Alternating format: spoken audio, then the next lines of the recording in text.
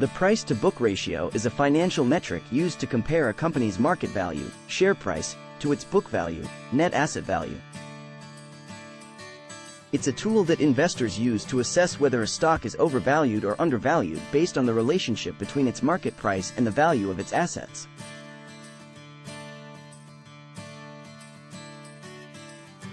The formula to calculate the price-to-book ratio is market price per share divided by book value per share. What is market price per share? This is the current trading price of a single share of the company's stock in the stock market. What is book value per share? This is calculated by dividing the company's total shareholders' equity by the number of outstanding shares. What is shareholders' equity? This represents the residual interest in the company's assets after deducting its liabilities. What does the P/B ratio tells us about the stock? If P/B ratio is below 1, then it indicates that the stock is trading at a price lower than its book value, potentially suggesting an undervalued stock.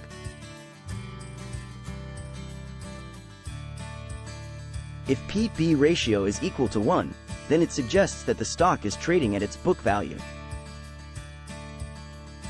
This could be considered a fair valuation, but further analysis is needed to determine if there's any undervaluation or overvaluation. If P/B ratio is greater than 1, then it indicates that the stock is trading at a price higher than its book value.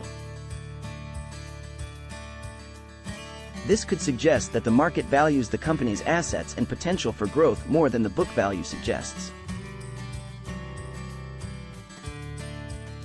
It's important to note that the P/B ratio has limitations and should be used in conjunction with other financial metrics and qualitative analysis. The P/B ratio doesn't consider factors like the company's earnings, growth prospects, or intangible assets, which can significantly influence a stock's valuation. Additionally, different industries and sectors may have varying typical P/B ratios due to differences in business models and asset structures. Here's how you can approach making money using the price-to-book ratio as a value investor. Research and analysis. Compare the P/B ratios of different companies within the same industry or sector. Look for companies with lower P/B ratios compared to their peers. A lower ratio might indicate that the stock is relatively undervalued. 2. Book value quality. Assess the quality of the company's assets and liabilities that contribute to the book value. A company with solid, tangible assets and manageable liabilities is generally more attractive. 3. Industry and economic factors. Consider the industry's dynamics and the overall economic environment. Some industries naturally have lower P/B ratios due to their capital-intensive nature or lower growth prospects. Risk assessment. 1. Reasons for low P/B ratio. Investigate why a company's P/B ratio is low. It could be due to temporary issues, such as short-term financial challenges or industry-specific downturns. Assess if these issues are temporary or structural. 2. Financial health. Evaluate the company's financial health beyond the P/B ratio. Look at factors like cash flow, earnings growth, debt levels, and profitability. A low P/B ratio should not be the sole basis for investment. Value investing often involves a long-term perspective. Be patient and willing to hold on to investments as the market recognizes the stock's potential value. Margin of safety. When calculating the intrinsic value of a stock, use conservative estimates for future cash flows and growth. This provides a margin of safety in case your estimates are too optimistic. 2. Price below intrinsic value. Purchase stocks with P/B ratios significantly below what you calculate as their intrinsic value. This allows for potential appreciation as the market corrects the undervaluation. Diversification. As with any investment strategy, diversification is crucial. 1.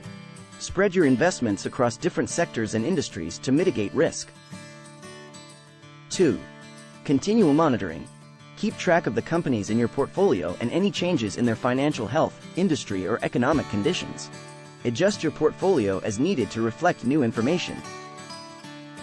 Remember that no investment strategy is without risk, and the value of stocks can be influenced by various factors. While the P/B ratio is a valuable tool, it should be used alongside other fundamental and qualitative analysis techniques to make informed investment decisions. Also, before using the price-book ratio, make sure you know what is the definition of a company's book value. The book value of a company, often referred to as book value per share, when divided by the number of outstanding shares, is a financial metric that represents the value of a company's assets after deducting its liabilities.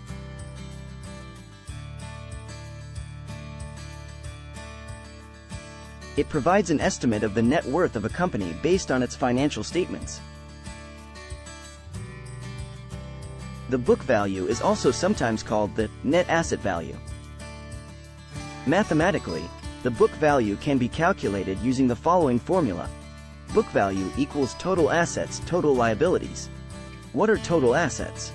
These are all the resources owned by the company, including cash, buildings, equipment, inventory, investments, and other tangible and intangible assets. What are total liabilities? These are all the obligations and debts that the company owes to external parties, such as loans, accounts payable, and other liabilities.